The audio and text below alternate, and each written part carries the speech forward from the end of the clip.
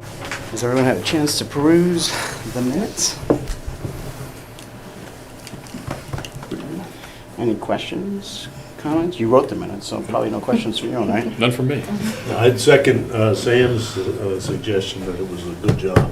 Thank you. All right. Give her a- Is that an official motion? And I'll make a motion that we accept the meetings as written. All right, we have a motion to Tuesday, April 9th. accept the minutes from April 9th.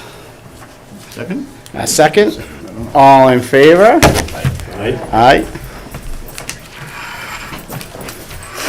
And we're on to new business. And we're reviewing the proposed FY25 budget. So we have the schools today. So Monty Tech, I think we're gonna have to hold these, they're not in the audience, so. Okay. Are they coming today? They're just running behind? They're not, but we do have numbers from them. We do have Yeah. numbers. They will be here at the next meeting. Okay. I was gonna say, it's usually Monty Tech has all the colored photos, you know? This is- Well, they won't disappoint again this year. Well, I'm sure they put together a good presentation. They do. All right, so we will move on to No Money Tech. We'll move on to Quabbin Regional School District.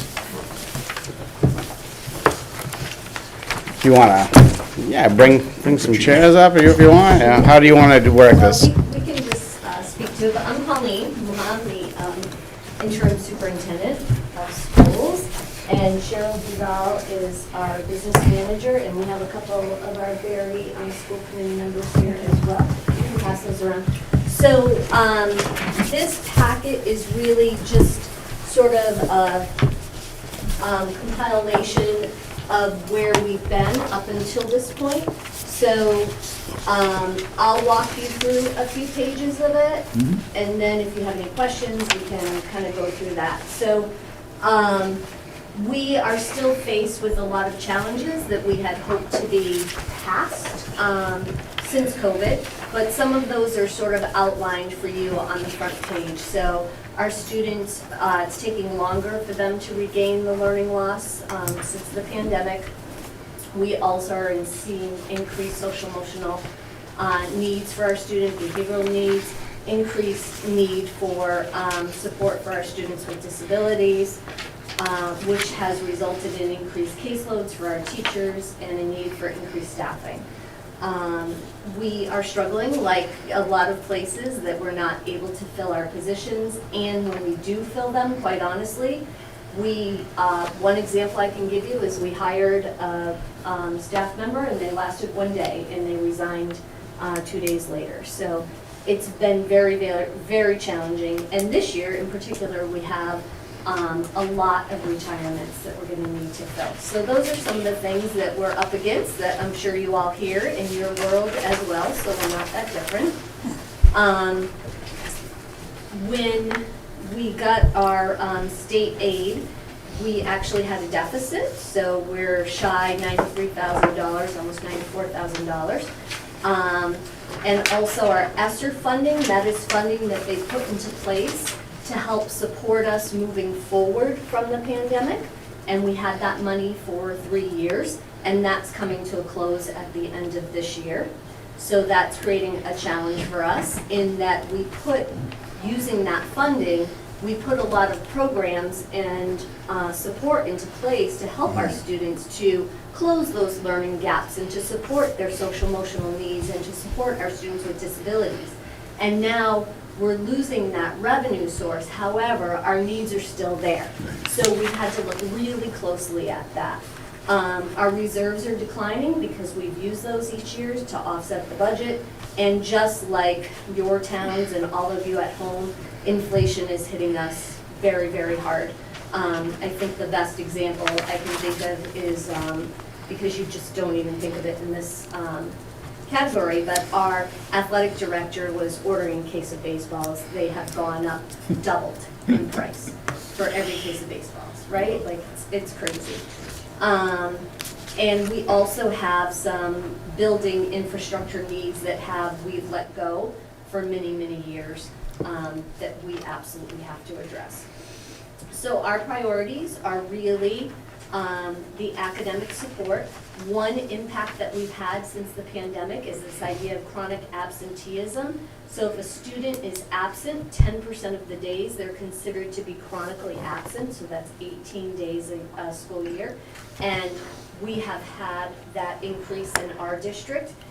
There have been a few grants to help support some of that work, but when they're not in school, they're not learning, and it's making all of those other things more challenging, and just being able to make up time is not allowing us to address their academic and social emotional needs as we had before.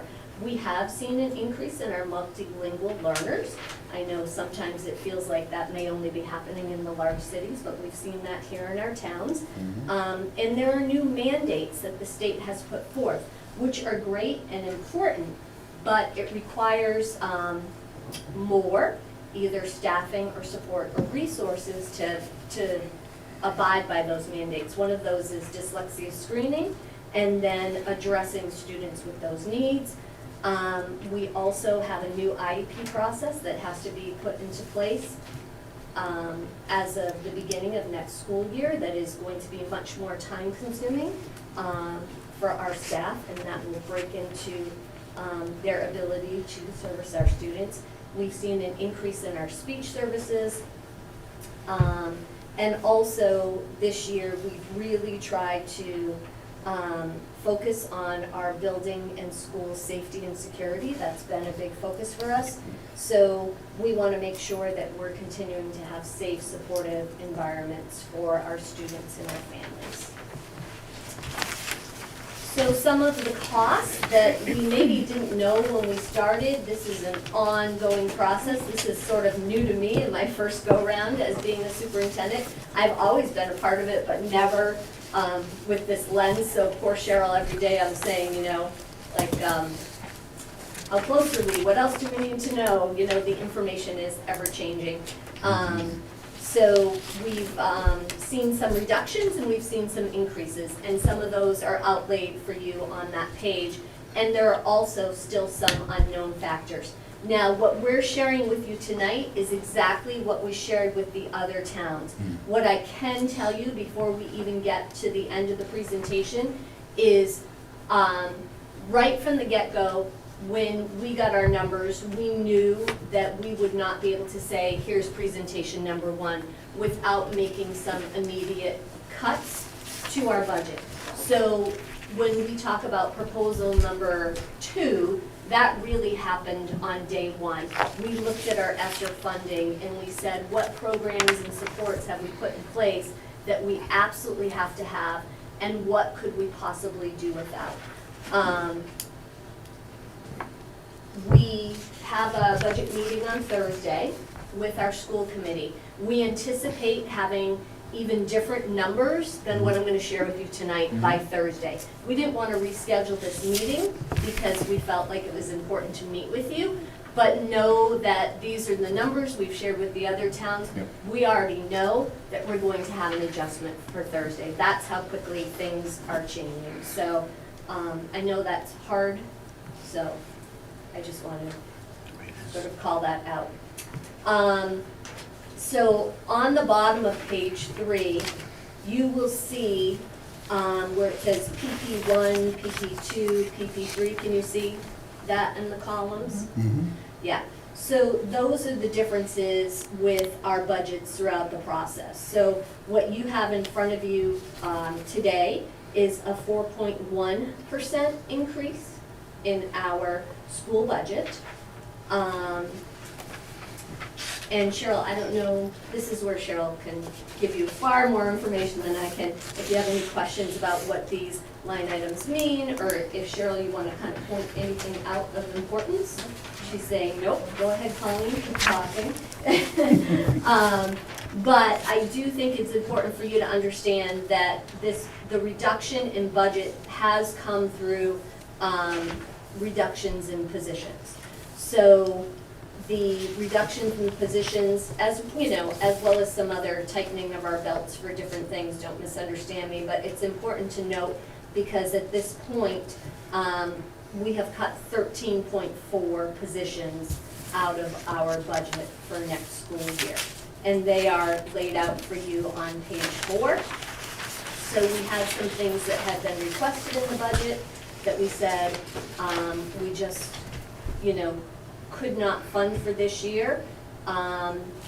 Or we have looked at reallocating our staffing. So what we've tried to do is look at efficiencies and think about how we can best utilize our staffing so that we can decrease our costs. So one thing that we did is we looked at our academics and coaches. They typically work a few more additional days than our teachers due to their responsibilities. They are responsible for training our staff over the summer, doing some other work with student data and preparing for curriculum. So we reduced their work year calendar and we saved money doing that. We also had a reduction of our community engagement, communications engagement person who was split with the innovation pathway. We had a CNA, which is a certified nursing assistant. When COVID hit, we added some additional nurse staffing, and we've said we feel like we can decrease the CNA this year. We still have COVID in our buildings. I don't want you to think that hasn't happened, but we are able to share our nursing staff in such a way that we feel like we can afford that. You'll also see some administrative assistant cuts there, director of teaching, learning, and support up at central office, middle high school teacher, guidance counselor, some special education teachers, and some secretaries. Now, many of those positions are going to be filled by attrition, so we have some people retiring. We're going to restaff, and I mention that because that will save us on the costs that we might have to pay for unemployment, so on and so forth. And our technology integration specialists, so those were 2 positions that we had put into play when we were coming out of COVID because we had moved to online learning. And so we had 2 teachers who were experts in online learning, using the digital platform to engage students. And we feel like our teachers have done a significant amount of learning because they've really had to in a short amount of time. So we feel confident that we can reduce those positions. So at the bottom of page 4, you'll see the different iterations and the change in our budget to date.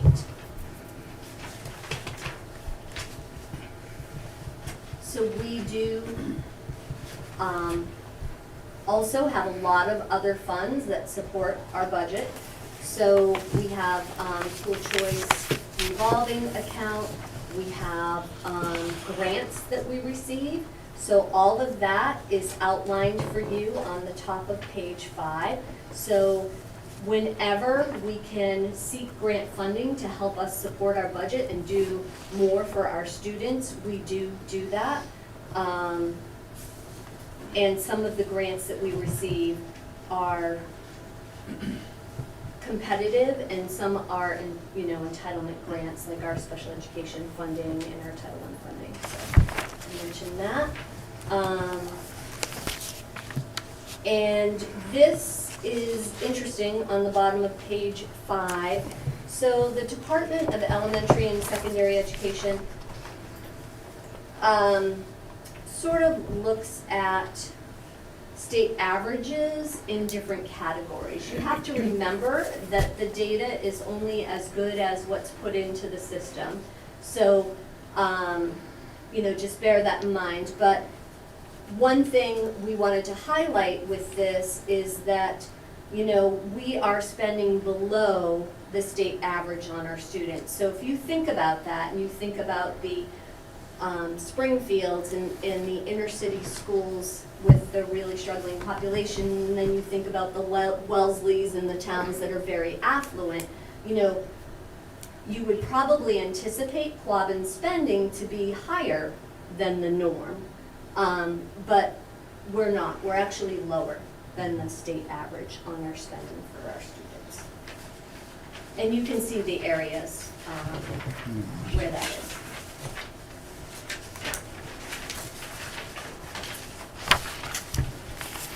So I am going to let Cheryl talk to this because this is is an area of passion for her. She's been doing this for a long time.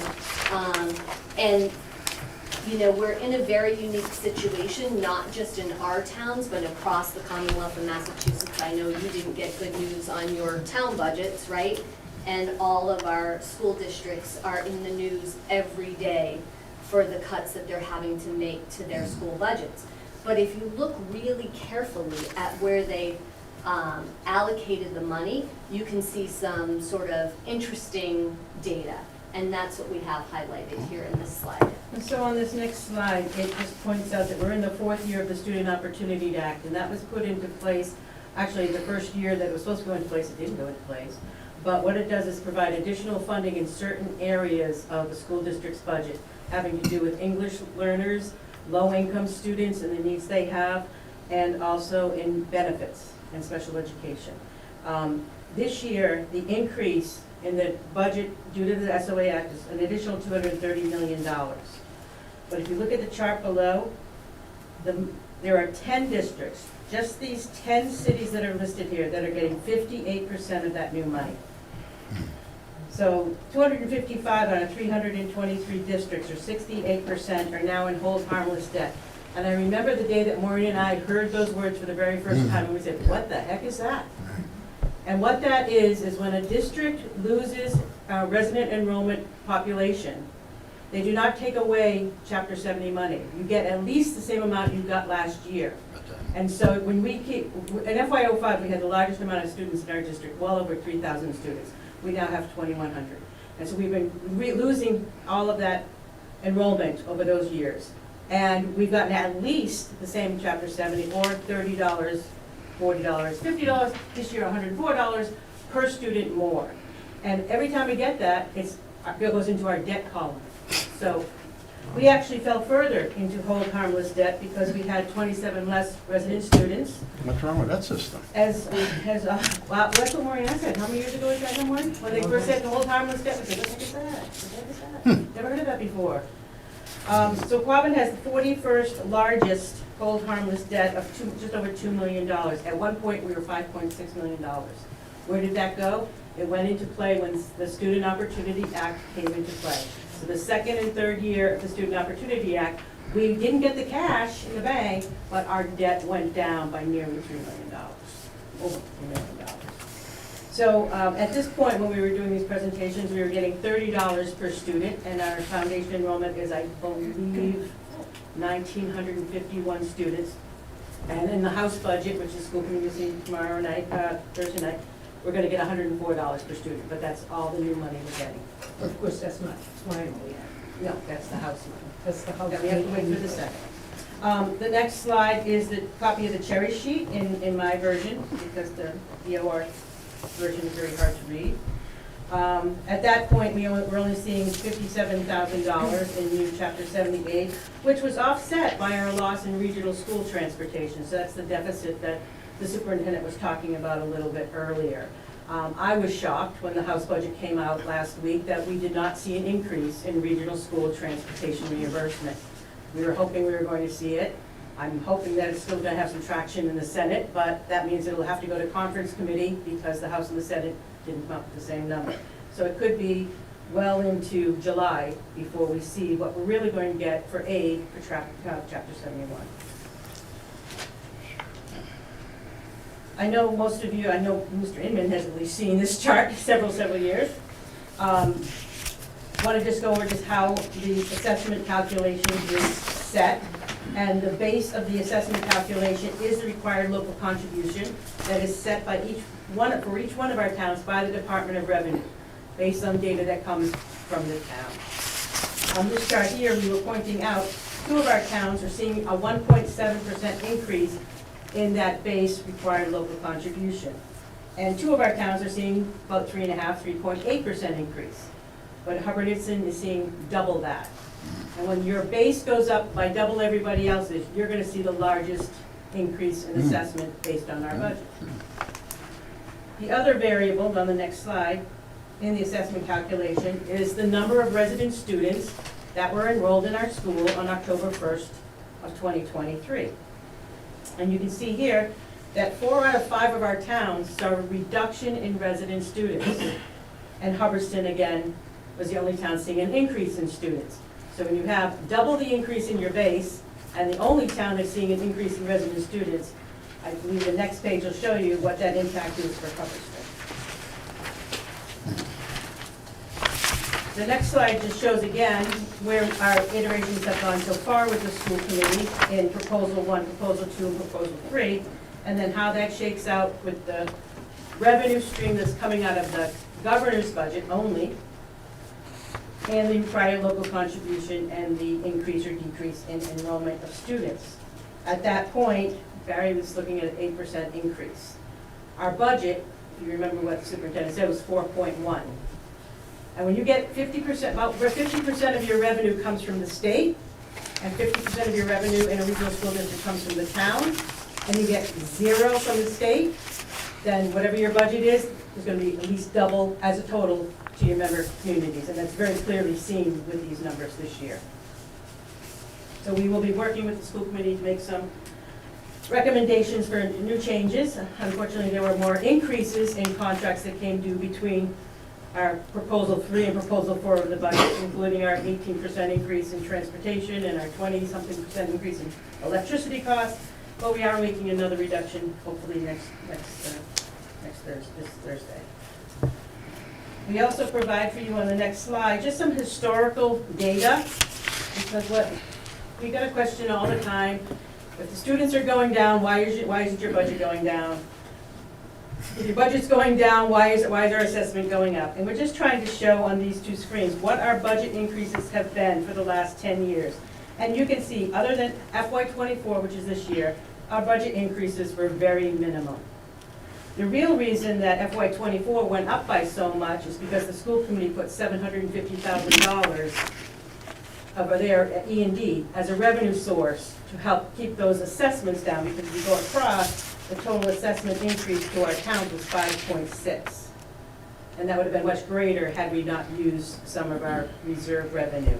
But there also, Dr. Muir and I tried to do a correlation between budget and assessment increases for our towns, and those graphs went all over the place, because there really isn't a correlation between what our budget increases and what the town assessment increases, because it's based on your data for income levels and property values, required local contribution, and your enrollment. And so it changes, every year it changes up and down.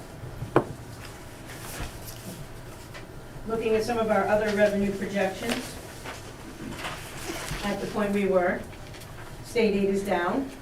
Without that increase in transportation, we're still going to be negative tomorrow night. The district reserves going into FY25 are level funded from last year, using $750,000 of E&D, $10,000 of E&D to contribute to our OPEB liability. Medicaid reimbursement, we get reimbursed for our ROTC program from the U.S. Navy, and that's $960, almost $61,000 that the district will be putting in. Then the next page is just a calculation of assessments that we've gone over what those are. And the last part of the assessment is for the debt. 3 of our towns are seeing a large increase in their debt assessment this year because they chose to borrow for the HVAC project that we had last school year. 2 of our towns decided to pay that in full off the top. So you'll see that Barre's increase is going from $45,900 to $82,000 for your share of that project in year 1. That's a 5-year project. The green repair project, which is the other portion of that, will be done on fiscal 27, on March 15th, 2027. And that's all we have. So questions, clarifications? Just a quick clarification, so on the payment of increased payment on debt, is that part of the total assessment increase that you talk about? No, never happened. Just That's I all. think that's all. I thought I heard someplace that ARPA funds somehow are connected to transportation this year. I don't know who receives the ARPA funds. The district does not have ARPA money. The district receives ESSER money. That actually stands for the Elementary and Secondary Education Revenue, whatever. But that was used for learning loss, social emotional impact of the COVID virus, and other things that the superintendent talked Physical about safety. earlier. We never, the district did not get ARPA funds. Could the providers of the transportation, could they have received ARPA funds? And Sam, we're gonna move on. All right, because the ARPA, I think you're confusing the two, right? Is the ARPA, is the, you know, the American Recovery Plan Act that the towns and the cities received? So transportation departments wouldn't have received those funds directly, right? Unless you had a municipal transportation system like a WRTA or MART, right? So ARPA is separate completely from education. So we just want to make sure the conversation stays on track, okay? thanks. Yep. I do have a question similar to Sam's on ARPA. Has the district ever looked at becoming the transportation entity and purchasing school buses? Not my, Well, I've been here for a while, but, so, and Jill's been here 27 years. And I've been on it, and I've been on the committee about 17 years, and no, but we have recently picked up some small transportation buses to be able to move students throughout the district, as well as sports, and to try to reduce costs where we can, because with the cost of transportation, that would be a cost when there's added buses going for after-school and to various events. But no, we haven't done an analysis of looking at what it would cost to have in-house, including personnel, benefits, retirement, and all the costs that would be there. At first blush, it would be, to me, cost prohibitive at this moment, but we haven't even looked at that, because that's taken that all on. And then lastly, in regards to transportation, that's a major problem in this state and throughout the country.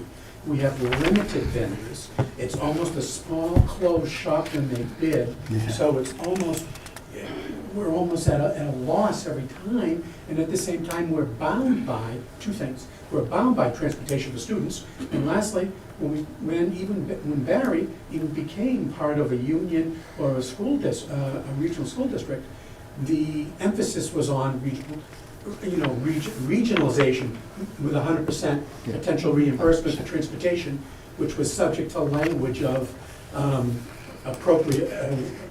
subject to appropriation of the legislature. So I hope I answered your question, that not fully, but I hear you, and that may be I'm just a look-see. curious. Anytime I see subcontractors use, like, yeah, I get the benefits and the retirement is factored in, but, you know, I almost feel like, you know, maybe that money's already being spent, you know, is it just the one company, McCarthy, that you guys? We have use? two, right? We use special education providers. I'm just curious. But you know, with getting the small buses, using those vans, I think that without, killing the work, the folks that do it, I would like to look at, it would be a fair ask to know what the potential savings were by having our own vans and what that could have cost us. Where's the delta, if where the delta would be? and I don't know the exact year, but purchasing school buses, now they will all need to be electric school buses.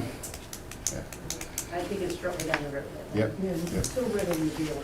What's the difference, like 25 of them? One thing that happened in regional school district, and happened in Amherst, when they were the test, regional school district to do it, they couldn't run the buses long enough, because they have triple tiers or double tiers like we have here. You pick up the high school kids, then you pick up the elementary kids, and so trying to go back within that short hour, they couldn't do it, because they needed to charge. So I don't know what, when you think about it, if you're in West Boylston, it's one kind of bus route. If you're here, it's a different, if you're Mohawk Trail, it's literally hundreds of miles. between bus routes. I know in the transportation side of things, there has been a big movement towards propane-powered school buses in other areas, and I don't know if that's something that would be eligible in this state at some point, potentially. In terms of the Chapter 70, you're using the current $30 in all of the budgeting, and not the House Ways and Means, 104? Until Thursday, Yep. because that's our next meeting, and that's what we're going to use for the school committee. Okay. The numbers will be adjusted. How about, I know we talked about this a bit last cycle, rural school aid, has the district received any rural school aid or anticipate school aid, and is that included in this presentation here? Yep, so we received our rural school aid in October. So the challenging thing about rural school aid right now, the way that it comes to the district is it's coming in October. It needs to be spent by the end of June. So what we did was we took $440,000 of our rural school aid, and so we are, you won't get the terminology right, Cheryl corrects me every time. But basically what we're doing is we're assigning some of this year's salaries to that rural school aid so that we can save that money to put towards next year's budget. Also, additionally, we're funding some of those much-needed projects that I talked about. One of those is an air filtration system up at the middle school that we have a significant need for. So we're funding some of those projects that we do not want to pass on to the town so that we can do that to offset. Okay, but those dollars are not seen in this presentation, correct? No. So how much was the total? Was it 400 or more, you know? 1 million. 1.1 million. Okay. And is there a reason why they're not forecasted in this budget here, in revenue projections? Well, they wouldn't be part of the budget. Rural school aid is acted like a grant. Okay. So you wouldn't see it as a revenue source for the budget. What the superintendent was referring to is so that we have money available to use in FY '25, we are going to reclass salaries being used out of school choice, a revolving account this year, to this year's rural school aid money, and charging more to school choice rather than in the budget for next year. But you also have other funding supporting district operations here. Yes. And rural school is not showed there either. Because we hadn't figured out the whole plan. Okay. One thing, that there are some amendments in the House budget, rural aid was cut in half. Yes. In the initial thing. However, there are amendments in there to bring it up to 15 million again. There's also amendments in there to modify the language of how it can, rural aid can be used, not the very strict timeframe that's, required by regional school districts or rural school districts at the time. So those things could happen. I don't know if any of us want to bet any money on it, but, certainly the Mass Association of Regional Schools is really in there on this, so. No, I understand that. I just feel like the town deserves the overall picture, Oh, absolutely. right? And when we're reviewing grants and revolving funds here, and then there's $1 million that's not being shown, right? Because, as Maureen said, we don't know how much we're going to get next year. And you don't know how much you're going to get it until it's in your bank account. Mm-hmm. So you can't plan, and we definitely can't use it for operations, especially salaries, because we can't start paying salaries in August when we don't get the funding until October. So it's very fluid at the time that these presentations were being made. Now that we know, even though we know that it was cut in half to $7.5 million, we don't know what Quavin's number is. So you can't plan for it. Understood. And so all these grants and revolving, that's set in stone. Those are the actual dollars the town's gonna get, the district's gonna get. As the superintendent said, a lot of our grants are given to us every year. Entitlement. And our entitlement grants are going to be used as they currently are. And we don't typically use competitive grants for salaries. So those are used to augment it. So we are assuming that we will get the same level of grants. That doesn't always happen either, but that's the assumption. No, well, okay. I just don't know why you wouldn't assume a portion of the rural aid and put it into the presentation. Maybe next year. Well, maybe next year. Have some history on it, maybe you can put it in. The bottom one that says comprehensive school health, the CNA position, is that hinged on the CNA position that you're cutting, or is there an additional CNA position? Because it's a $40,000 grant. So we have 2 CNA positions. The one out of the general budget is what we're cutting, and we still plan to have a CNA position out of the grant.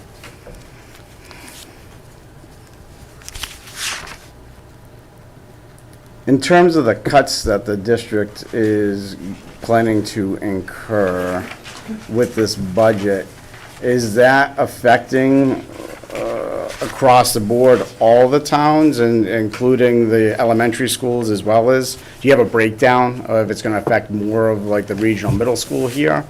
Or is there a town, one town in the district that affects more than the others in terms of elementary?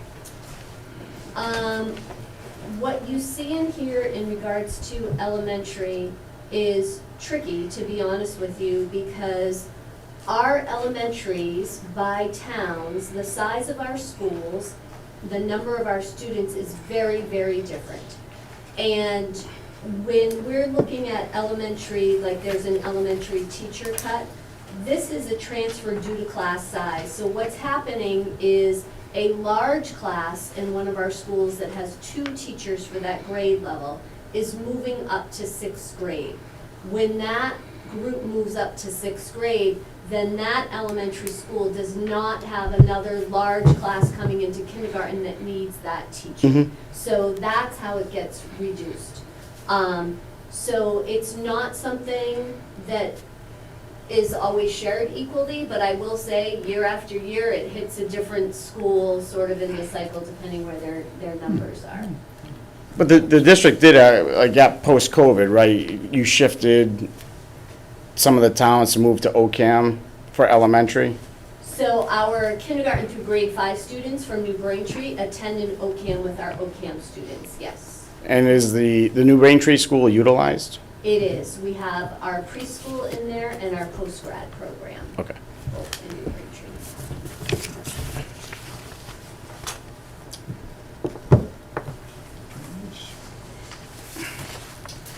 Do you anticipate, have you heard yet if the school lunch program is going to be free next year? We'll have those, yes. Yeah, it is, yeah. Well, we've heard, but we've also heard that there's not enough funding in the state budget to pay for that fully. So again, that's something that needs to be washed out as it goes through the House and the Senate.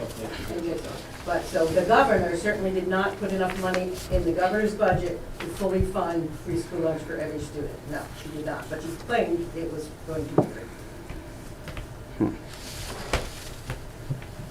Wasn't that was being funded from that like extra tax, wasn't it? The extra surcharge on the tax for millionaire tax, yeah. And is that, do you know, is that still the plan moving forward? That's the plan, yes. All the millionaires are moving out of state though.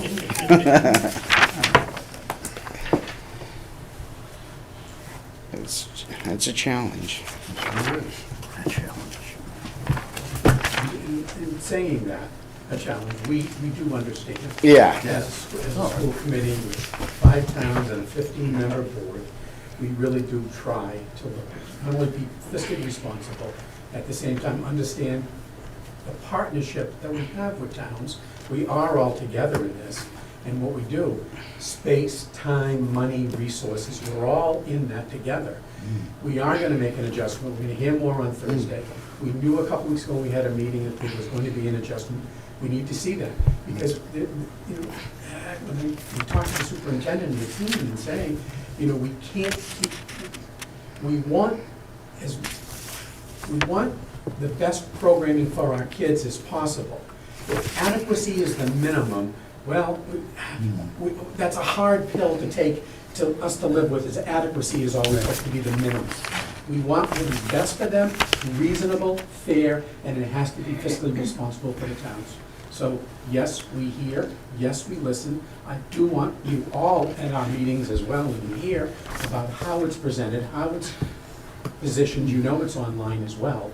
So I just wanted to echo about, we are trying to be fiscally responsible. We don't, you know, when we look at our numbers over the years and show the 0.5%, the 1%, last year was a little higher. It went up for overall. Our potential right now is a 4.1%. There's going to be a decrease in that. There will be. The question is, where does it work for all of us to be able to have the sustained budgets for the towns as well as the schools? And I will give a lot of credit to not only this superintendent, the former superintendent, and another former superintendent, is the issue of grants. Former. I've been called to it. the issue of grants and their advocacy on the state level for not only rural aid, but our Chapter 70, Chapter 74, whatever it might be, the roads, we're all, but again, when you hear, and not picking on the cities, big cities, I spent 33 years in Worcester, professionally. That's where the needs are. I understand that. And there's 25,000 kids. We have 2,000 kids. I get it. But when there is a inequity, you ask us to have an educational equity for kids. That's our job. All of us want the same thing. If there's an educational equity, where's the financial equity when it comes to that? And we don't get that type of money.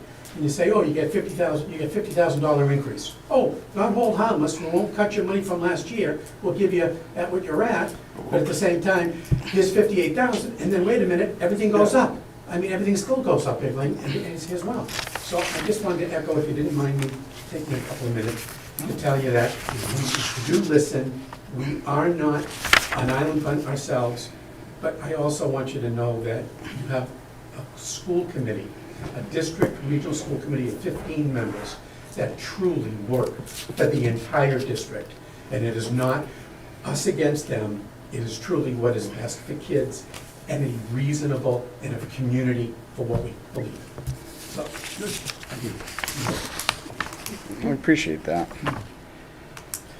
so there's more to come. Yes. And some more adjustments, because we hear you too. Yeah, no, I just, we, 8.2% increase at this moment, correct? I think we're looking 3.57 was the delta for Barry, right? Is I'm reading that number correctly? 3.56% increase? No, it's 8%. Yeah. Where's the 8%?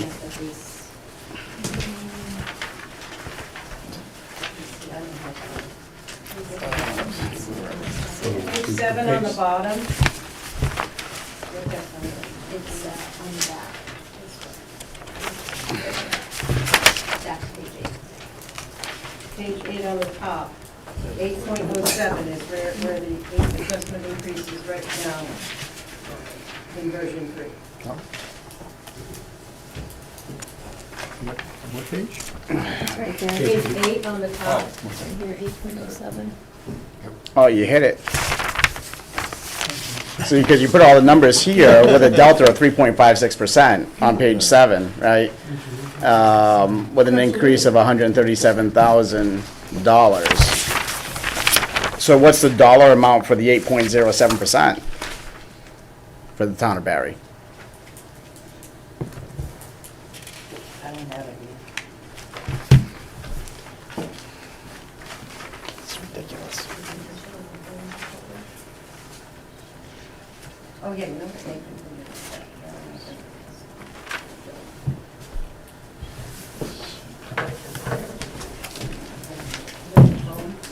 Yeah. So, Dave, can you just pull up QRSD? No, I'm going to have So all of our presentations are on, online under our business department. So if you're ever looking for anything that we presented, and also all of our school committee meetings, the videos are all up there for that. So we just brought you the overview, but Cheryl's just gonna run those for you very quickly. Well, if I did it correctly, $523,952. Why wasn't that number in this presentation? I think that what we were doing was, when we presented these to the towns, we had a lot of new members on all of our boards, so we were trying to show them how it gets calculated, to be honest with you. That's what those 2 pages that confused you were. I mean, I don't think I'm confused. I'm looking right here at the No, I know, numbers. you're looking for the total and it's not there, so. What was that number again? I appreciate that. Or is it? Is that it? I don't do the difference. I don't do the dollars. Oh, gotcha. I do the percentage. Yeah, yeah. So at the bottom of page 9,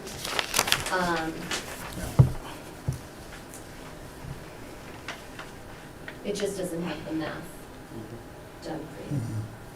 And it normally does. No, it doesn't. Not on the sheet, it doesn't. we've had a, In presentations, probably in my other presentations there are. This was a condensed presentation of 3, including the public hearing, and on my revenue sheet, it never had the dollar value, it has that. The assessment letter will have the dollar value and the percent increase. Those assessment letters will be out this week, late this week. Only after the meeting tomorrow.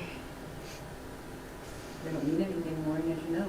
I do know. You don't have the Senate numbers yet. any further questions for the Quabbin Regional School District? I don't think so. Thank you. Joe, Thank you. Thank you. Thanks for having us. And we're moving on to the Select Board budget.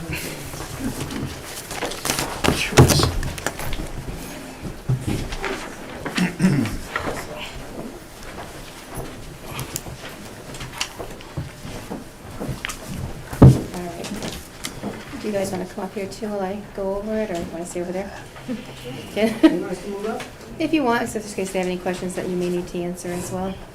So I'm going to go over the first page. It's with the salaries for the town administrator and the town administrator assistant.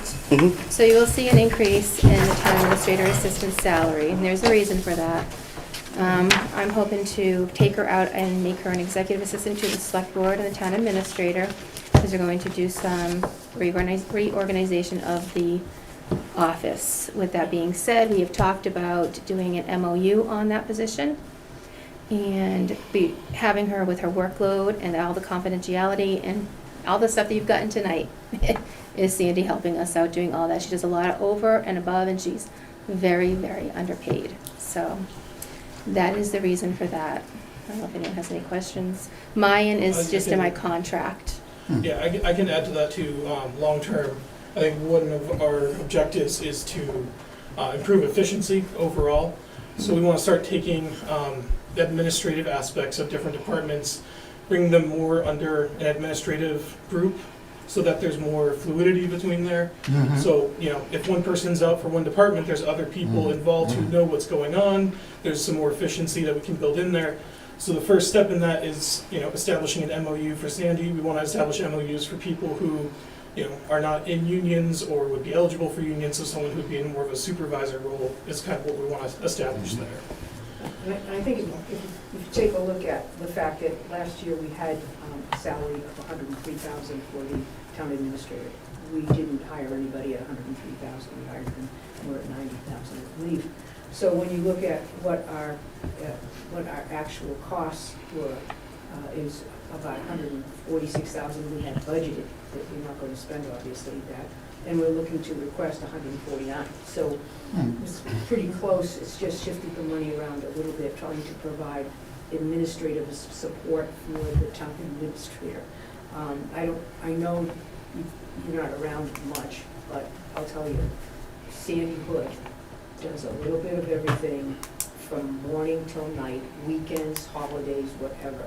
As we moved through several different town administrators, trying to finally get, yeah, I know that's a problem, but what we have to do, we're just trying very hard to make sure that we, have a town, like the town manager has our town administrator has enough resources to do the job. But if you're gonna bring in more, you're gonna need more resources, obviously, if they're already at max.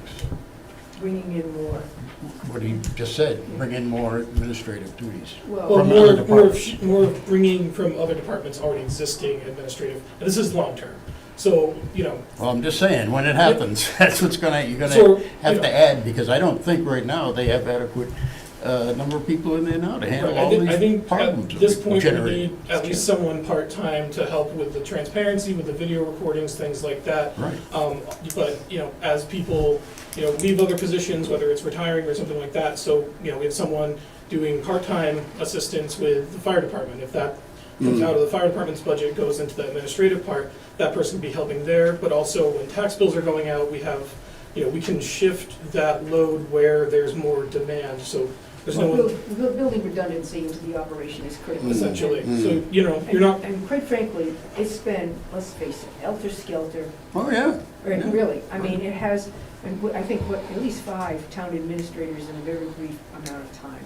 And as a result, we were unable to really set goals and really move forward because the leadership was non-existent for numbers of years. And also, we are starting to move forward now, and Yeah. it's adding extra onto Sandy. You know, I have a lot of things that I'm doing, and I'm trying to move forward and push things through Right. between budgeting and getting grants and playgrounds, everything, whatever you want. I mean, I'm pushing it through as There's a lot. fast as I can probably Yeah. push it through with the assistance of Sandy. So it's a big task on her, so. Well, it's a big task, and certainly when I look at what money tech's gonna look for, I think it's a 10% increase in their budget for the town of Barre. And what Quabbin is gonna grapple with. And I've been in the business long enough to know that the town of Hubbardston's getting hit big time. Yeah. As They'll want is, to beat it down. and so when you look at your number, they're Yeah. never going to get Hubbardston's number without really backing down. Right. So your number is going to continue to move down, as I think that they made very clear to you that Saturday, Yeah. Thursday they'll make a move.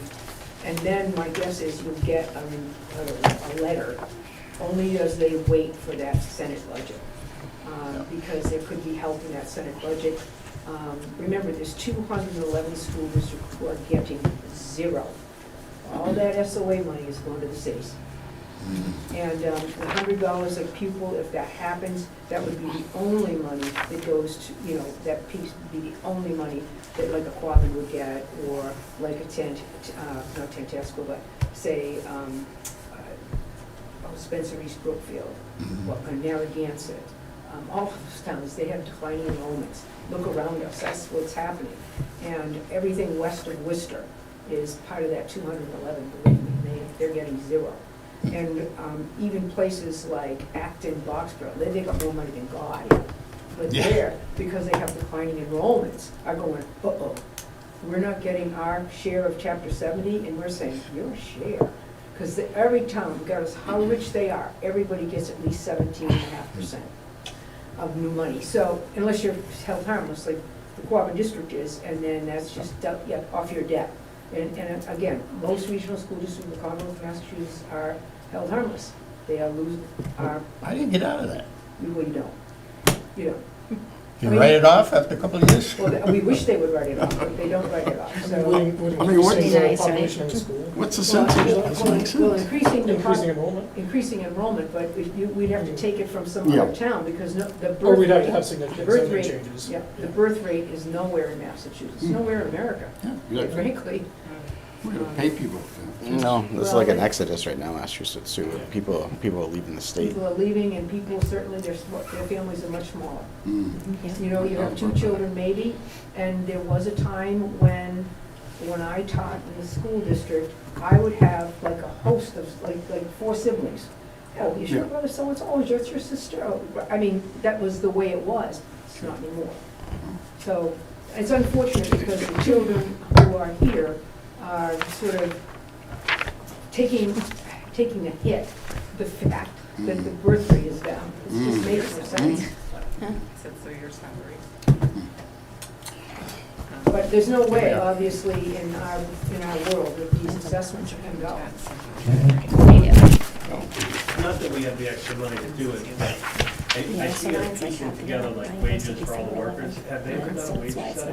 And like, what, rather than like trying to throw money Yes. randomly. Well, to we've people. talked about doing the wage study. Yeah, but and- they did one a couple of years ago. That's what I come up with. All right, let's get this back on track.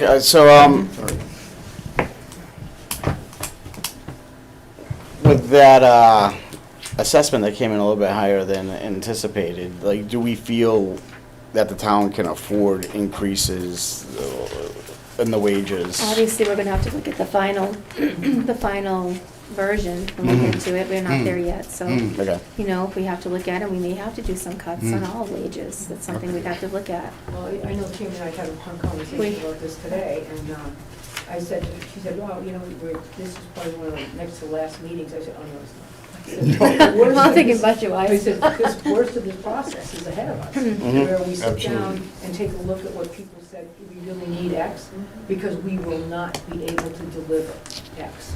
We just can't. And That's why I mean- want to see the receipts.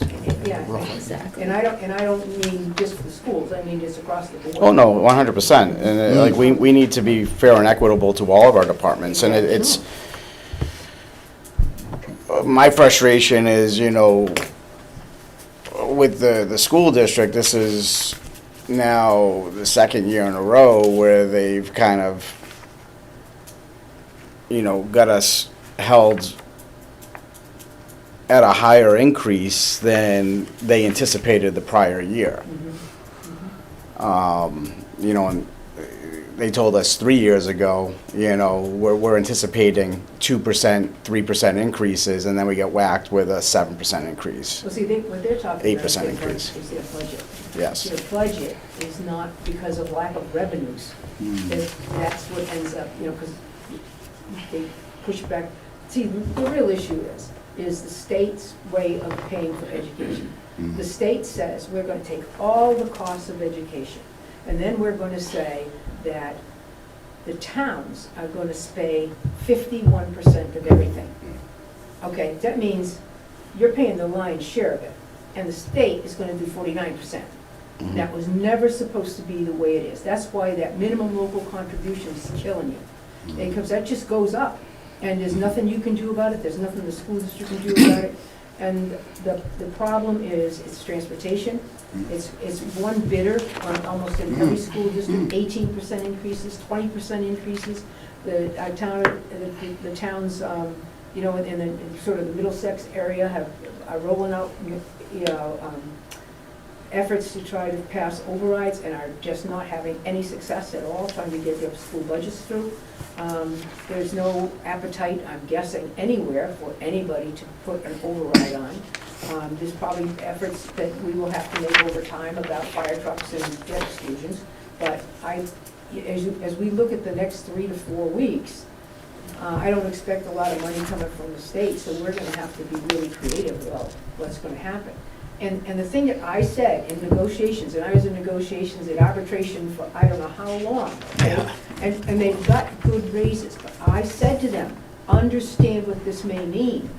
It may mean our inability to staff the way we've done in the past. And I'm not saying it was nice that we had such lousy salaries that we had a larger staff, but when I say to, say, the police, and I say, well, you know, we can't possibly pay all this. Well, look at what they get in North Brookfield. I said, how many officers do they have in North Brookfield? I think 5, well, we've got 11, okay? And I say, if you want, we just can't do some of that. So that goes for the schools, and God forgive me for saying it, because being the former, but it's gonna be a very difficult budget year. It's gonna be a challenge. I don't minimize that, it's gonna be a challenge, and when you see Monty Tech, they're coming in with a 10% increase. Now admittedly, it's on a smaller number, so it's $300,000, but that's a lot of money, because they've got 3 more students, and the minimum local contribution for our community is higher. So it's a little over $34,000, I think we figured. And I mean, the problem with that is, we can't play any kind of game with them. There's 17 towns that are part of Monty Tech. Trust me, they're gonna get 2/3 pretty easy, whether we're gonna hold up our hands or not.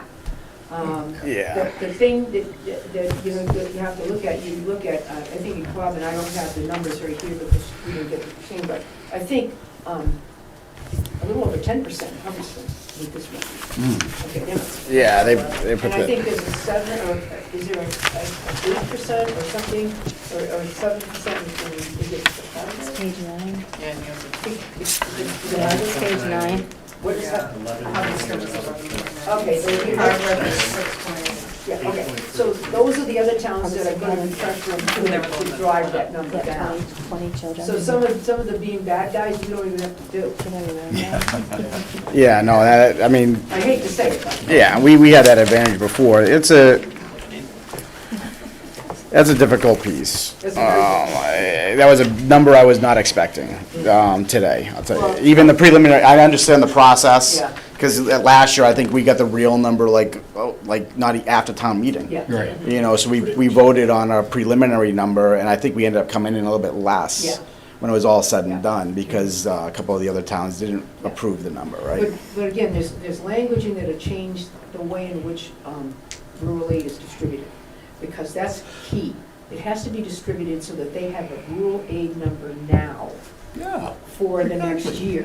What So what so they they've can been plan. doing is using October 1 of the same year to distribute it based on, sparsity, how many kids are in, how many miles, square miles. So Quabbin finds out that number, okay, in October, late October, early November. And then they say, spend it by June. Well, we've been on with the Yeah. legislators, and they said, that's stupid. We said, we know that's stupid. Change the law. So they've changed the law. We've got the language changed, and now we'll move forward with hopeful that they'll be able to build it into their budget, like you say, because that would make more sense. Yeah, well, I mean, regardless, if you're getting $1 million, Yeah, it it should show somewhere. it should show somewhere in the presentation, like, hey, by the way, we did receive, even in FY '24. Millions.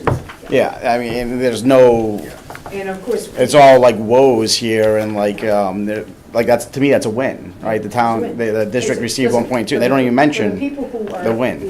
who are legislative lobbyists, it's a big win for us. Yeah, It took yeah. us a lot of work to get that rural aid. Exactly. Yeah. Thank you. No. All right, so we're on to select board still. Yeah, so I mean, I think we're there. The buildings, I mean, I think we know the buildings need more money. Yeah, they were definitely under budgeted last year with the electric, heat, everything. If you look at the, we're already over. Yeah, Legal counsel, I think, is another one. that Legal counsel was another one because, Challenge with the changes we had to make, Yeah. so where now it's, billed by hour, it's not the way it used to be with our new legal counsel, because that was a challenge this year. and we're still with the same firm though, right? yes. Yes. Yeah. Yeah. And we knew that was gonna happen. Yeah. Those expenditures were gonna go up, as well as, Are we any happier with that? Ron? I mean, Well, they don't make my life easy. I think that they're less than, we're a tiny little town. Yeah, We're not gonna make. but we don't have one person assigned to us, one. Like a do we? deli. Well, it's like a deli. It's like a Yeah. deli. 'Cause Yeah. we try to say, at least give us one person Yeah. for town meeting. So, Because the first time, they gave us 3 different people. Somebody who helped us put the, and then, Okay, I so they Someone can who have a showed up that different, night and had a very different different ideas. opinion. yeah, and we're all Yeah. sitting there going, Yeah. what? That's And that can't wild happen. ride. That can't happen. Yeah. So, So that's, but it's, could be better. but it's not great, because sometimes there's a person in their, their, shall we say, stable, who's really good in some Like kind of law. anywhere, like, But we don't get him, we get somebody else. And I've gone to 1,000,000 town meetings, and most of the time, it's KP Law, and it's some guy who just, a woman who just graduated. They just, and they're sitting in there and I'm saying, if anybody asks them a question, they have no clue. And you feel badly for them, because they just get assigned, because we're not big, let's face it. I'd much rather be KP Law dealing with Holden than Barry, right? yeah. But money could be turned over. Oh, So well. there has been consideration of looking into alternative options. yeah. Good. With street lighting, why is that Yeah. going up still? I thought we moved to the LEDs. So I was, Electric lights? I was looking at this and we're already No. over. I don't know if we Still just the didn't. rates, the rates are Yeah. crazy. Yeah. Yeah, That's LEDs should be crazy. significantly less Well, though. we thought it It's would gonna be half. Yeah, where is it? How much have those actually been changed over at this point? All Yeah, of it them. should be, I don't all of I them. think Now we went have to well, look yeah, into as far as I it. can see. Residents were like paying, if they had. Well, this would adopt a light program you can do if you don't have a light, but then there's the town-owned lights. Oh, I own a light, yeah. yeah. Is yours LED or you still have the? It's LED, Nice. which I was surprised, I didn't think they do that now, and so my bill has gone up considerably than it used to be. I only had it because, around senior time, my driveway took a real Yeah. beating. Yeah, I thought, I don't know, they found out where I lived, and it was like a rough ride. I think we have a couple of adopt lights in my neighborhood, because they're not LED, but all the other ones are LED. You notice that on Ocam? Yeah. Yeah. So as far as some of our maintenance and that sort of thing that we look at, We obviously, we've got some offers squirreled away for hopeful to fix the fire escape. Yes. We've had some people come in to look at different ways in which the HVAC systems could be fixed, and that was only been about $750,000. Yeah, so that one's gonna end up being for FY '25, which I got news today, but the good thing is at least we already had the engineer come in, kind of look at our building. It's gonna take us like 3 grants to get the whole building up to HVAC, on green This- communities, yeah. This building or the public safety building? This building, Building. 750,000 Public safety building's estimated. Yeah. It's gotta go solar with ports for the parking the cars. Yeah, It's over $60,000 just for. But have they, electricity. yeah, I know, have they resolved their issue with the HVAC over there, or no? Well, I would say that what happened was they had some leaking within I know that's the not good. walls. And so I think some of the insulation is no longer effective. There's just been a bad scene So sad. from the beginning, and if in those, you know, everything's better and green than it was, you know, when that building was built.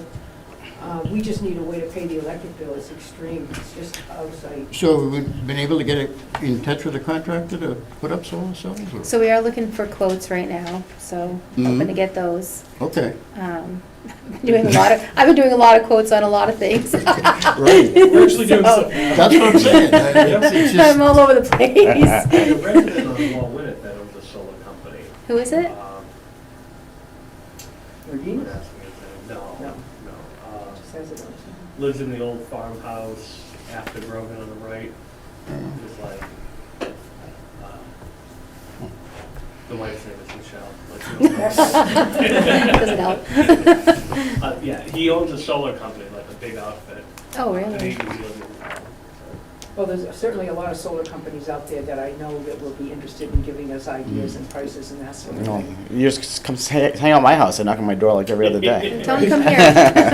Well, all I have to say is, it's not what it's all cracked up to be, Right, person who has solar. A lot of it's lease, a lot of it, it yeah, is. It That's is. Lot- the savings that passed on to you. they get all the benefits of the tax savings and Oh, stuff. yeah, but they spec out your property for what they think you can, you know, how much you use. Mhm. All I know is I still pay an electric bill. People say, oh, you pay electric bill? I pay like $400 and $500 a month Yeah. still in the winter. Oh, the electric heat, No, or, no.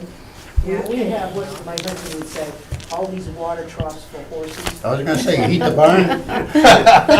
He says he's not, but I know he has to. I think the tack room is mighty warm. Sorry. Big tubs, you know, and all those things that you go from freezes, but, Crazy. but, you know, it's a perfect location, at least, to have a safety building.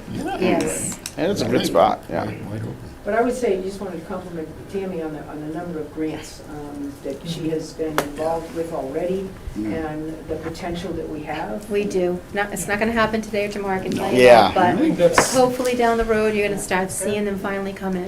And when, and it really, that's kind of a big part of it right now is, you know, restructuring things for efficiency, looking at regionalization, those things we really want to bring in, and that's going to help us in the future, but it doesn't help us with this budget yet. No. well, and the thing is, the ARPA money that we have, obviously, as we look at some basic repairs, we'll squirrel away some money, because God knows what could happen in this building, or in the library, or in the town hall. Right. We know we've had HVAC problems in all 3. Yes. Those buildings are over 100 years old. I guess we can't expect them to, you know, to not cost us any money. So, Go back to burn the logs in the fireplace.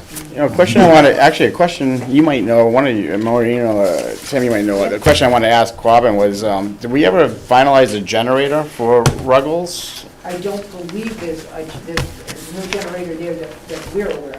Do they still have that money on their, They had, because we gave them $50,000, right, for that? well, I think that's in our budget, isn't it? Tammy's It might be. I think you may be right. I think we might have it up there. I can $50,000 check is on in our that budget, but though. It's probably $150,000 to get the kind of generator you need. No, because it's been so long now. Yeah.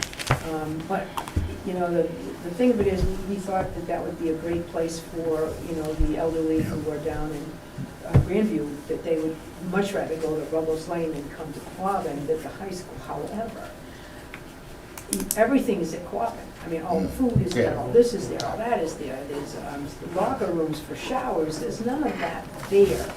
Okay, so it'd be great for the afternoon, but it wouldn't be a place like when we had the ice storm for 2 weeks and people didn't have any power at all, yet we had to have it. The fact that it's in our town, and because the other towns really don't want to come here, which is funny, it's really great because we have a place for people to go and to be safe and so on. People, and we even have a place for their animals and that kind of stuff, but it was a long 2 weeks. Yes, it was fun. So, I mean, the generator would be helpful to make sure we didn't have a freeze up, I guess, but for other than that, I just don't see it being a great place for Grandview when you have another half a mile up the road or 2 miles up the road, you have the high school with all the accoutrements, as we say, the shower rooms and so forth. How are we, what do we have left to kind of have a preliminary budget? So basically, just see the animal control officer, that budget, and then once we have the schools, I think I can put it all together. Did we hear from Rutland Regional Dispatch on that I've called him. 36,000 No. disparity? I've left messages and called, and I'm about ready to go down, so I will try. Should we again. call him right now, or should we just dial 911? Try it. I will put It's in a another missile call. I've siren. sent emails, Yeah. so I really want to know about the overage. That's Yeah. the big thing to me. What I really am concerned about, to be perfectly honest with you, this is going to be very difficult budget year. And it's going to be difficult as we bring on new salaries. And those salaries are deserved, don't get me, I'm not complaining about that, but it is going to impact the staffing pattern in the community, I believe, unless we're miracle workers, or unless some wonderful thing happens for us. Because you still have, all of the other employees that we can just say, well, everybody else got this big raise or a reasonable raise, but you guys get 2%. We can do that, no question about it, they have no negotiation rights. However, I feel a little bad doing that. When you look at, I think the staffing patterns are going to be threatened. I do. I just don't know how we can possibly pay those levels of increases with no help from our local aid. If local aid gets cut half. We're getting 3% before, now 1.5%. Yeah, I mean, there's rifts everywhere going on. Yeah. And my organization, we just went through a significant rift. You're seeing all, I think it's a sign of the times, coming out of this COVID ramp up of different segments, different businesses, municipalities getting ARPA, ESSER funds, and the school district talked about it, like they put on all these extra programs, but now they're challenged with how to fund and maintain those programs. I mean, they're good programs to have. I don't deny that, I mean, my kids go to the school. Like, I want the school to be funded, but it's like at the same time, the town, when you look at it from, you put it in a compartment, you take the emotional away from it and say, all right, well, we also have to have, public safety, we have to have this building going, the library needs to go, like, everybody needs their portion. We can't give it all to the school. Well, the thing of it is, even calculating how much do we have a year? Yeah. I mean, what is our what's that number? What's the number we're gonna get in revenues? Right. And so we can sit down and say, this is how much money we've got to divvy up and spread around. And how do you, I say to the chief of police, he's done an amazing job, getting, trying to get a certified, accredited department and so forth, and I sit back and, well, because I don't know if we can afford it. And the same thing, I mean, the fire chief and the medical staff that we have are really terrific. We can't afford to back off on that public safety piece. We probably, the thing that I say to the chief that I worry about is I say, how can you put that, the chief, the police log in the paper? He goes, well, everybody else does it. I said, is that all the stuff you've got to put on it? Yeah, that's what everybody And he says. says, well, we wouldn't put something that you, identifiable, where they say they went to Maureen Marshall's house and Yeah, arrested because by that article, you only need 3 guys. her. They truly, Yeah. right, an erratic driver, abandoned. But anyway, that's- But I mean, I yeah. think that's hard, because I said, that just says to the public. Yeah. It's perception. That law Yeah. should be either everything and make it so that it's, it's not identifiable. They don't say they went to 840 Pleasant Street, Yeah, and put up a It's crazy. just this, the state classified, this, that's Yeah. just a whole list of. It would be tough though. Or don't put it in, or Yeah. put a disclaimer. Please understand that this does not represent That would work. all of the Yeah. work that we do and, the miles we Which drive and all of obviously that, because I said, that's just, I look at that and I said, I'm trying to be really, and I said, put something else in there. It's bad. Oh, it's true, because Rutland has a pretty significant Well, list. they're twice our, well, maybe not, but. Well, one and a in half terms of times. population, Yeah. but they're still, their police force is probably, But I would tell you, we probably are one of the only communities our size with the robust staffing pattern that we have. With the what? The robust, the Yeah. number of people in vehicles we have on the road. And as a place of pride, for sure. Yeah. Mhm. Same thing with the ambulance and the work that they do, and, Yeah. being over in West Brookfield, in New Braintree, being over in Hardwick, and, getting some additional revenue for us. I know that, from a police perspective, we probably could have conversations with probably OCAM and probably Peterson. And just say, is there any, kind of work that we could do together? Because they're undermanned for sure, Yeah. and, they're certainly close to us. And the chief is very agreeable, that, yeah, we really should regionalize some of our service delivery patterns. If we don't, we'll never survive. Some of that goes back to what's in the newspaper too, any assistance we give to other towns, all of Yeah. that aid, that doesn't get listed under Barry's police calls, yeah. you know. Yeah, because we do a lot of mutual aid. Right. Oh, yeah, and that's, Which is good. we receive mutual aid in some instances, but we are the larger community within the region here, these 5 towns, 6 towns. I was behind a Hubbardston ambulance coming into Barre the other day, which Oh. means our 2 ambulances were both out. Yeah. Right. Yeah. And they were the third. So what do we have for, I know you've been doing a lot of regionalizing conversations. What do we have so far in town hall? Like, is our health department or building inspector, is he like regionalized? Yeah, we have regionalized building inspector, animal control officer, electrical inspector, Dispatch. yeah, Dispatch. dispatch. How many towns share the building inspector? Like the salary that I'm gonna we have say, listed at 4, I think. 69, do we pay I that? think it's They all up, do yeah. like a portion. Yeah, Hardwick. he's here only like one day a week, right? 2 days, Yeah. he's here Monday and Wednesday. you gotta catch them on the right day if you're doing any home And improvements. It does take a long time. Yeah, And the same thing with the electrical inspector too, he's available some afternoons. Yeah. This because he has another job. But he's a stipend, right, electrical Yes. stipend, Yes, yeah, he said- yeah. So how are we doing on getting some businesses in town that we can tax? Let's be real. Third of our land is owned by the state. and, Yeah, the state, we go after them. I like that one. Pilot. Yeah, they have the pilot. School, Pilot is a right? place where, I Mm, complain all the time. yeah. And I'll tell you, we do have a report from the auditor, which demonstrates the ripoff Good. that has been done by the state to Right. all of these little Yeah. towns, especially all of the towns that are surrounding that Quabbin Reservoir. Right, right. I mean, you should see what Wellesley gets per acre compared to what we get per acre. It's simple. Oh, I really? think as far as Of course. industry Yeah, it's goes, more money. Yeah, industry, industry is probably not happening just because of our proximity to various watersheds. There's gonna be too many environmental. Yeah. How are we Roadblocks gonna that- dump it? Right Yeah. there? Like, Well, they haven't got it yet, have they? Oh, yeah, They- they next passed door. it. like, I don't know if that, did they vote on I that? guess they're not gonna do it. It's coming up. I think they voted, I think it was Saturday, right? Yeah. like, be able to legally- 20-something. I think that land Try was, to I do think that. that land though, years ago, was, zoned to be, Mm, it was a dump. landfill.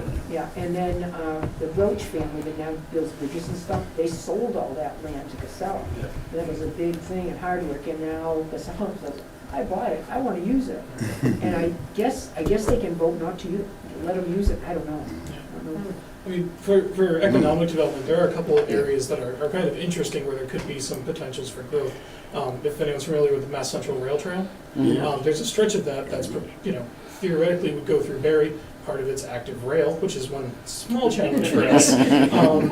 Not impossible. There's actually rails and trails where there's active, it's a long story. But But essentially, if there's a lot of grants available towards that, that's one area we want to start looking into, because if that's bringing more bicyclists just and people walking, the length of the state for whatever reason, bringing them through South Barre, that can help some businesses there. South Barre. Along the railroad track. Yeah. Well, Wachusett Greenways owns it up until 122, and then East Quabbin Land Trust takes it over in Hardwick. But there's no connection, we're missing the connection in between. Yeah. So there was actually a study done maybe 2 or 3 years ago, just feasibility for the connection of the trail, and definitely stretches of Barre were in red. That's the most difficult to do because of that active rail. Theoretically, though, we could try to bring that trail, through some of these grants away from the rail path, bring it along some of our roads where there are businesses to help make that connection, get grant funding to do that, and help the businesses there. So I think that's one area to continue to look into, and I think Stone Cow set a good example for some of the agricultural, tourism that we can try to build on. That's one area where, people get excited about it. We have a lot of history here. Quack Walker Day is now a state holiday. I mean, so it was originally going to be called Quack Walker Day, and then they changed the name at the last minute to Massachusetts Emancipation Day. It's in, I believe, the end of July. Was it? Or mid of, so that's the first celebration. Yeah. So the first celebration of that was last year as a state holiday.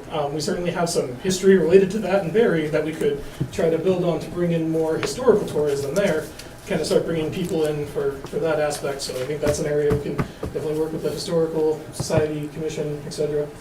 So no Amazon, huh?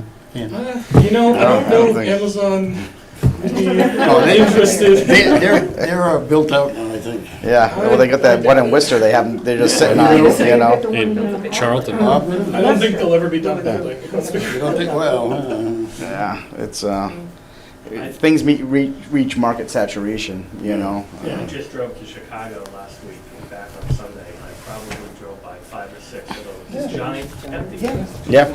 parking lot. All right, let's move it along. We get a little off track, that's okay. We don't usually see the select board members that often, so. it's been really enjoyable. It's been probably the most enjoyable conversation. Barre is law. You were a little spicy earlier. What's that? You were a little spicy with The blood pressure was a pumping, Dismissed them. I went to Montana. Yours were at 10%. Yeah, but it's a small dollar amount. It's, what do we have up next on the docket? We just, for meetings of the finance committee. So I guess we do it again in 2 weeks, and then I'm gonna try to get the animal control officer, and hopefully I'll have some articles, Okay. so we can start looking at those. Is animal control, are they just level funding, or are they looking for an increase? So I know there's gonna be an increase. I have like a ballpark figure right now, but they needed our population, which I did send over to them, so I will touch base with them again. I have not heard back from them. Okay. It was probably like Thursday of last week where they got the population. So once they have that, like I said, I have a ballpark figure, but I don't wanna give it to you until I get the full one. The final one. I would just suspect that, The May 7th. who has a good idea about revenues? I mean, revenues are really up in the air right now, right? I mean, there's some new growth. So new growth, I will say that I do have my finance meetings with my accountant, the treasurer, myself, and we sit down and we talk a lot about what's going on. And new growth, Jesse has been doing a lot of going out there. He's been doing inspections, I know up to like $1.2 million, I think, right now in new growth, but he has until like November to get that all in. So I'm hoping we're gonna go higher than 5 or 6 million than we usually are. But he has captured even a lot, even so far, just it being, April, so. It seems like the market's moving again, because it got stagnant for a little bit, but I know like a lot of houses have turned, at least in our neighborhood, have turned pretty quick. Yeah, plus There he's was- doing the home inspections Yeah. too, so anyone that puts up an addition or anything like that, he's capturing that. He's also going on Realtor.com, trying to see what has been out there that he may have missed, so he's even got some out of that as well, Hey, we'll take anything we can get, so. You want to talk about the overlay account, or we'll wait for another time? Oh, we can mention that real quick. So I will tell you that the overlay account that the Board of Assessors has right now has an estimate of $430,000 in Yeah, that for years, account. we've been telling them. Yes, but this, so we wrote, the Board of, Selectmen wrote a letter saying, Okay. Yeah, that we would brought like it, that but up they before. don't wanna, they don't want, I don't know, For we have to meet 40 with them years April now. 30th. I think there's a little resilience going on. I'm hoping that they're going to, they don't need that much. I mean, normally you need like, well, I did a they 5-year about average, it was like 55,000. 55 over the Even if past- they keep 130,000 and give us 300,000 back into our general fund, Yep. it'll be a huge help. So Yep. I'm hoping that maybe Jean's gonna come with me on April 30th. And if that does not work, I'm hoping that I can maybe have Dan and the select board. So that we who can talk controls about it. those funds? Is Board of it- Assessors has complete control over those funds. How it even ended up getting there with that much money in our overlay account is beyond me. But those funds need to be released and go back, because if we don't receive that, we are going to be continuing to hit deficit every single year. This cannot happen. It's just, it's like them hoarding money. I hate saying that, but that's how it feels to me. They need to release them. And the town, as a town meeting, doesn't have a way to override? Don't I wish? Okay. So I might have to pull you in, Dan. I mean, I don't know what authority I have. Well, you know, so you can They talk all and sit make down some and look at the sense. Yeah, numbers. yeah, They yeah. have to be honest Yeah. enough to look at all the numbers and know that we Yeah. can't continue to do what we probably can't afford to do what we've even been doing, let alone think that we can figure out a way to do more. We need to do what's best for the town as a whole. Absolutely. Yeah. Right now, we're stagnant, so we need to really move in a better and further, help our direction, and that's a huge amount that will help us. Not to mention the little grants that we're trying to go after. Even John and I have been working on a lot of grants, trying to go forward with our master plan and our complete streets. I mean, there's so much out there that we haven't taken Yes. advantage of in the last Yeah. 5 years. This needs to happen so we can start to move forward. So the town of Barre is such a beautiful place. We should be in a much better position than where we're at. It goes back to an issue that we're kind of seeing in the town as a whole. There's a lot of kind of silos, I know that term's overused now, but, where everyone's very focused on my department, what's best for my department, and that is their job, but our job is to make sure everything's working best for the town as a whole. Absolutely. And whether that's sharing resources between the departments, sharing resources with other towns, we need to start taking a whole town approach to Are getting this to work. you getting any opposition to that? I mean, is the department's pretty much going along with that? As much as they can. Well, it's really very difficult to I know. put your, heart and soul into building your department or your area. And then giving up a And piece then, of it. and then giving it up because the Right. 3 selectmen say so. Right, I mean, that's painful. The townspeople should be saying so. Well, I mean, think there's a big step in my opinion, in passing the town administrator bylaw to really start bringing it all together as one town. I think that was a key part to starting this process. And it wasn't easy to pass. So it was- No, it barely passed, and, Yeah. Tammy, stay firm. Yes, I do want to mention too, that one of the big things I did notice is there's been a lot of overspending in certain, in departments, and I've been really trying to take a real big part on trying to say, listen, what is this for? What are we doing? So that has been toning down a lot, so hopefully You that guys will look at the help too. weekly warrant or It's not bi-weekly? weekly, by the way. Bi-weekly. bi-weekly, yeah.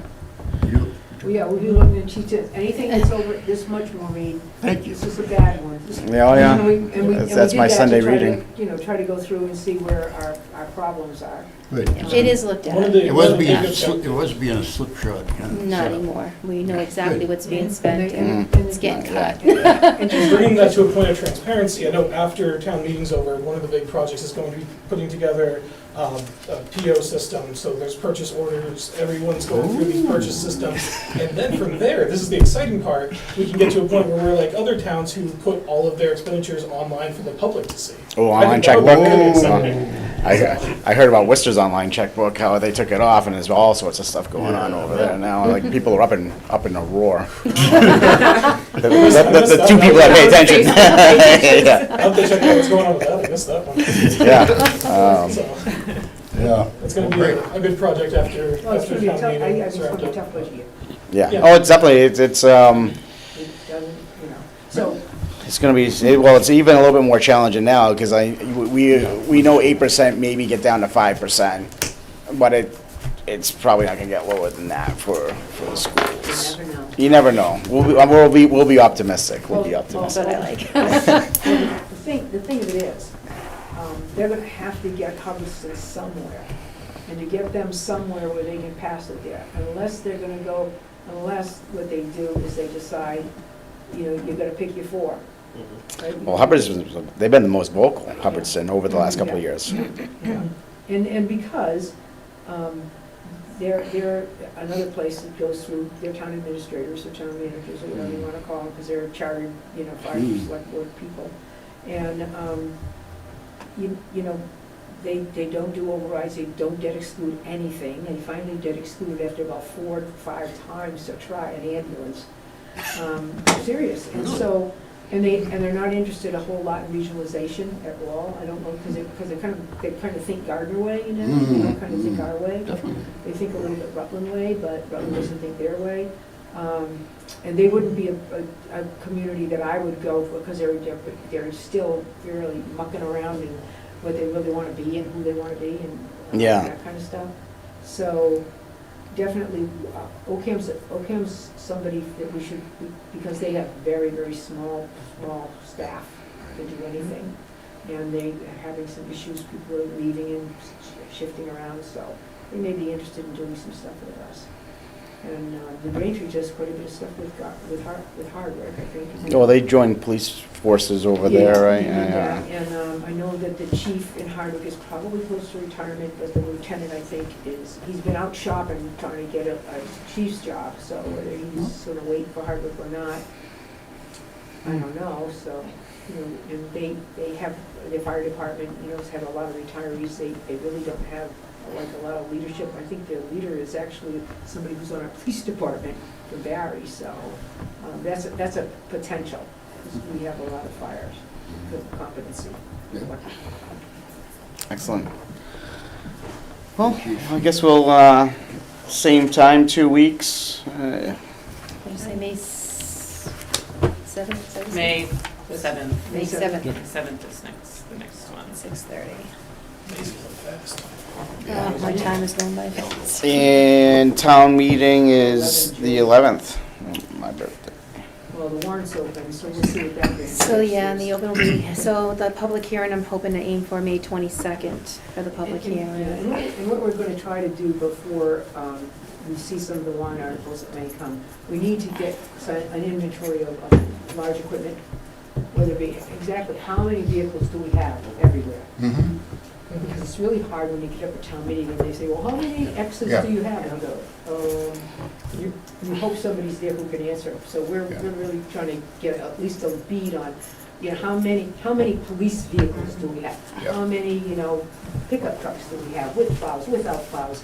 I mean, We just designated Mark to go forward with the town inventory. Yeah, that shouldn't be nice. that difficult. Yeah. just for the- Usually it's like a committee that handles that within a town of our size that, Well, usually there's a company that comes in and directs, how you do it, because there's a way in which to do it, and you do it in the most expeditious fashion. And also that forces you into a thing when something is, put off to the side, how you keep track of that.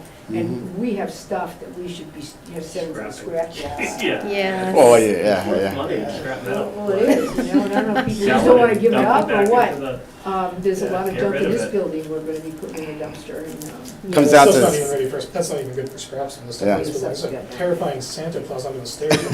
that was pretty Trunk or sure. treat. Forget that. I don't want to touch that. all right, so we'll meet again.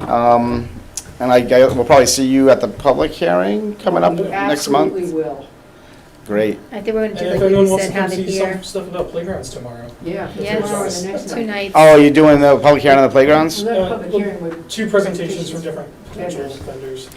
Oh, nice. That's up on Peach Street you're looking to do, and then, Yeah. yep. And potentially a little, depending on how our parks grant may go, where the Rice Park is, Mhm. which is by deed restricted to be a park, so. We did designate ARPA separately Yes, for that. for There is that. some funding for that from ARPA separate from the funding for Beach Street. So And I Or do a have a new resident person who asking for maybe paint the town dog hall park. for us. Oh, nice. Oh, I- That'd be a good place for Where it. is it? The resident was asking for a dog park. I don't know much about dog parks, honestly. Just a fence, right? Like. I don't know. A dog park, I mean, isn't like, we live Yeah, pretty yeah. rural, I